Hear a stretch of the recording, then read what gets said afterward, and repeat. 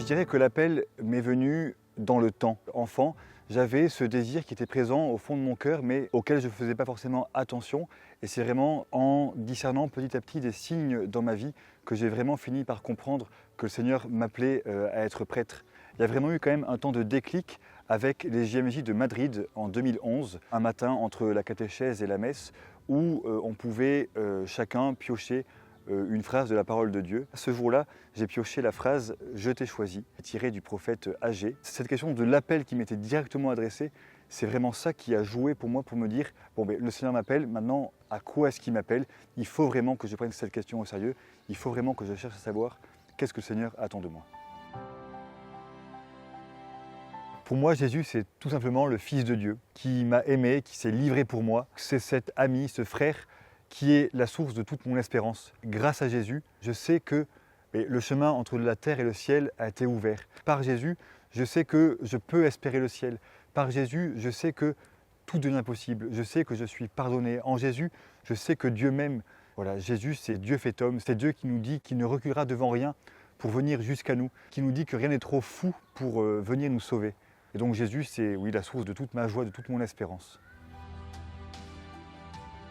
Dans sa mission, le prêtre peut être vraiment soutenu par les laïcs au sens où voir des laïcs qui sont profondément engagés dans leur vocation baptismale, épanouis dans leur vocation de couple marié, d'enfants, d'étudiants, etc.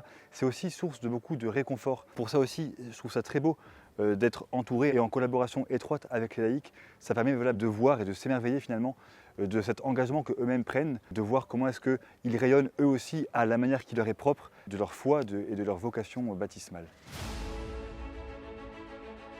C'est tout bêtement un saint prêtre, parce que je pense que c'est vraiment ce qui compte, et parce qu'en fait un saint prêtre remplira sa mission avec justesse, avec fécondité. Peut-être un mot qui me marque par rapport à ça, c'est la fidélité. Être fidèle bien sûr au Christ qui m'a appelé, qui m'a fait miséricorde, qui n'a cessé de m'accompagner, de me relever, être fidèle à l'Église dans laquelle j'ai grandi, dans laquelle je m'engage maintenant au service du monde et du peuple de Dieu. Et aussi, je dirais, à la joie que j'éprouve là, maintenant que je vais être ordonné. Et j'espère rester fidèle à cette joie, si je puis dire, pour vraiment être un témoin rayonnant, joyeux du Christ et de l'Église.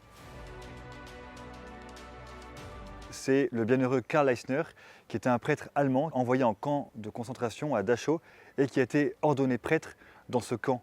Et ce qui me touche chez lui, c'est entre autres le fait qu'avant d'arriver à son ordination, il a traversé beaucoup d'épreuves, parmi lesquelles celle d'être envoyé en camp, et pourtant il n'a jamais perdu sa confiance en Dieu, de savoir que Dieu trouverait les moyens de faire réaliser sa volonté. Donc Karl Eisner a toujours été profondément attaché à être confiant en Dieu, à être abandonné à Dieu. Lors de son ordination, il a dit une phrase qui me touche beaucoup aussi, c'est « le prêtre est fait pour offrir et être offert ».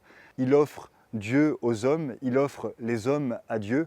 Et en fait, pour réaliser cette mission toute sa vie, le prêtre est aussi appelé à s'offrir lui-même.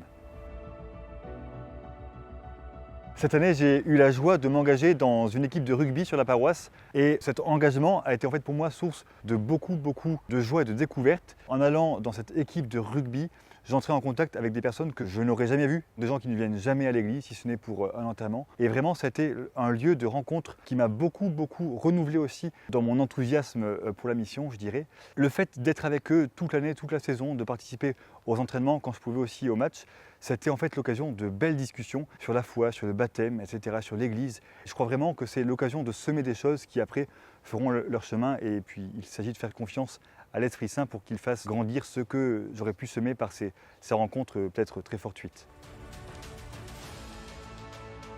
Depuis que je suis tout petit et que j'ai commencé à faire du piano à l'âge de 8 ans, j'ai toujours été très porté par la musique. Ce qui marque dans la musique, c'est en fait la recherche de la beauté, de l'harmonie.